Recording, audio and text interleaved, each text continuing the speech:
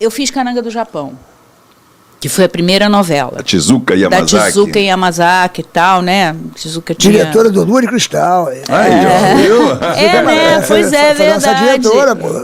Só que isso depois, né? Porque ela tinha feito Gaijin tinha sido super premiado e tal.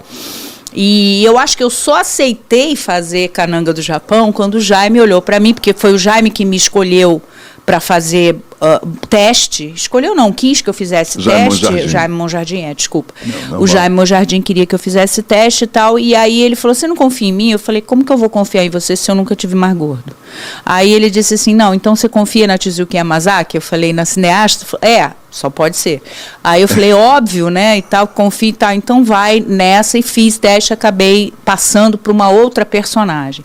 E aí, quando chegou mais ou menos no meio da Cananga do Japão, o Jaime ligou para mim e falou, Crica, eu vou te tirar da novela. Eu falei, como assim? Ele falou assim, não, eu vou criar uma morte para tua personagem, e eu amando fazer Cananga, né, um personagem do cacete, era de assim. época, era bonita, não, né? 1930, a época da primeira gestão lá de Getúlio Vargas, então tinha todo um estudo sobre comunismo e tal. Eu tenho muita história, inclusive no meu livro, que a gente fala depois, vai estar toda essa história. E aí ele chegou e falou assim, você vai fazer um personagem chamado Muda.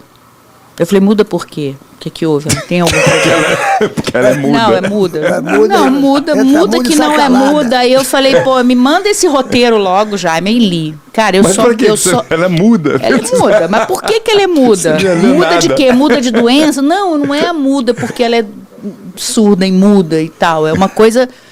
bom, enfim, não houve muita explicação. Ele me mandou a sinopse, eu olhei, eu só olhava Juma. Acho que cada vez que eu lia o nome Juma, acendia, assim, sabe, em luzes, fazia um negócio na minha cabeça. Eu falei, eu quero fazer esta mulher. Aí cheguei para o Jaime e falei, Jaime, por favor, deixa eu fazer a Juma. Ele falou, não, a gente precisa de uma pessoa de nome, de responsabilidade. É uma personagem muito, muito forte, muito isso. E você tem uma doçura no olhar que não combina. E aí eu falei, você não me conhece, amor. Você só conhece o ladinho romântico, sutil, né, da Cristiana. Você não viu minhas garras. Você não viu nada. Bom, e ficou essa novela toda. E eu pedindo para ele, pelo amor de Deus, deixa eu fazer. Ele falou, não, Crica, vai ser Glória Pires, ou vai ser Cláudio Hanna, tem que ser uma pessoa que tem estofo como atriz. E realmente eu não tinha, né? E aí, bom, no final das contas, eu não sei se foi Jaime, se foi Benedito Rui Barbosa, cada um diz uma coisa.